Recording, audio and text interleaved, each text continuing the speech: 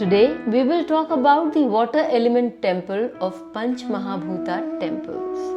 The Jambukeshwar Temple, located in Trichy, Tamil Nadu, is believed to have been built by Kochenga Cholan, one of the earliest kings of the Chola dynasty around 1800 years ago. The temple has 4 gateways, one in each direction, and a total of 5 enclosures. The temple is situated on the northern banks of Kaveri river, adjacent to Srirangam Island. According to the legend, a saint named Jambu once performed intense penance to please Lord Shiva. Lord Shiva appeared in front of him and gifted him a venanaval fruit. After eating the fruit, considering the sacredness of the fruit, the saint ate its seed also. The seed is believed to have sprouted into a tree inside him, and the saint merged with the tree, achieving mukti or liberation from the cycle of life and death. It is said that once Parvati criticized Lord Shiva's sacrifices for the benefit of humanity. As a soul lesson, Shivji sent her from Devalok to the human sphere to do intense yogic sadhanas in Trichy.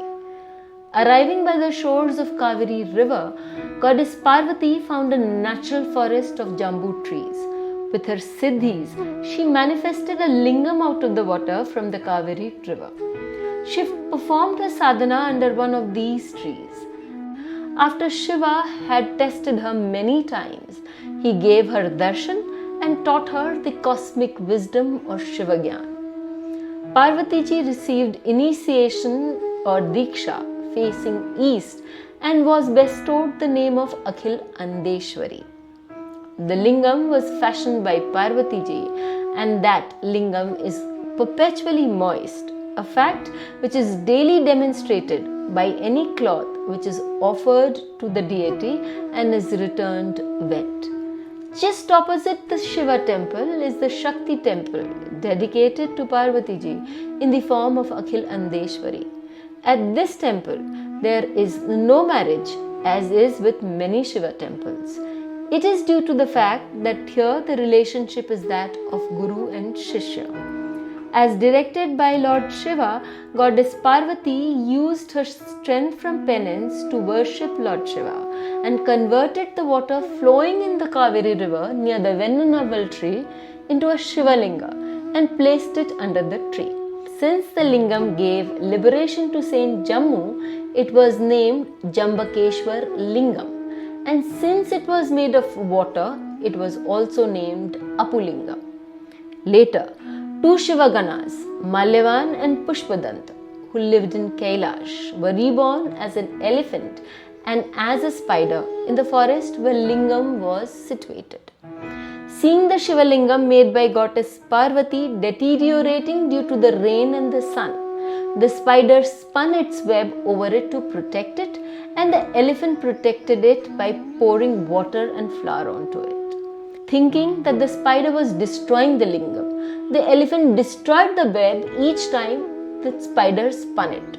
This repeated, the spider weaved its web again. Later, a fight broke out between the two. This led to a clash in which the spider stung the elephant and killed it, but not before the elephant had crushed it. Pleased by the devotion of the two, Shiva gave mukti to the elephant and gave the spider a rebirth as Kochenga Cholan, who remembered his past life and built 70 Shiva temples with steps so that the elephants couldn't enter it. The first of these temples was the Jambukeswarar Temple.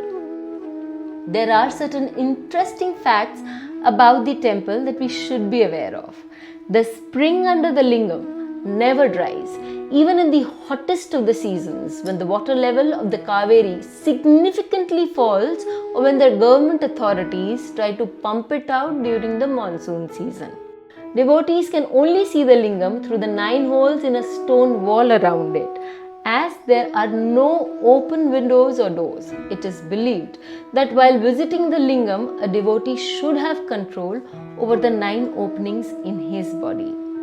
During the midday, the priest dresses up as goddess Parvati to perform the ritual on the lingam, so as it appears that goddess Parvati herself is performing the puja for the Apulingam.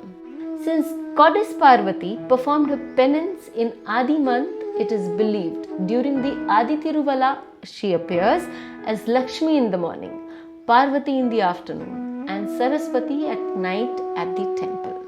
As this temple relates to the water element and also the second chakra, it is an ideal temple to overcome limitations regarding sexual imbalances and emotional issues relating to sex and intimacy, including suppression. The water element is associated with the type of prana known as vyana, functioning throughout one's body and has the task of distribution of the subtle energy.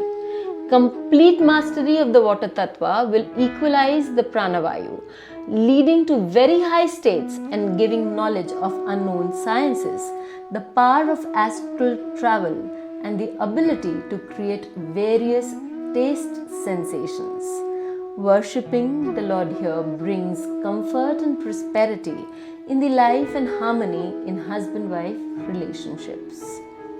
The mudra associated for worship of Lord Shiva in this temple is the Apaha or the Varun mudra.